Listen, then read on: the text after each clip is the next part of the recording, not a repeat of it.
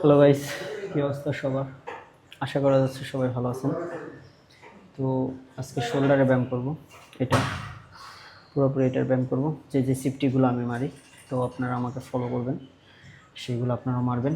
শোল্ডারের ব্যায়াম আজকে। ওকে, স্টার্ট।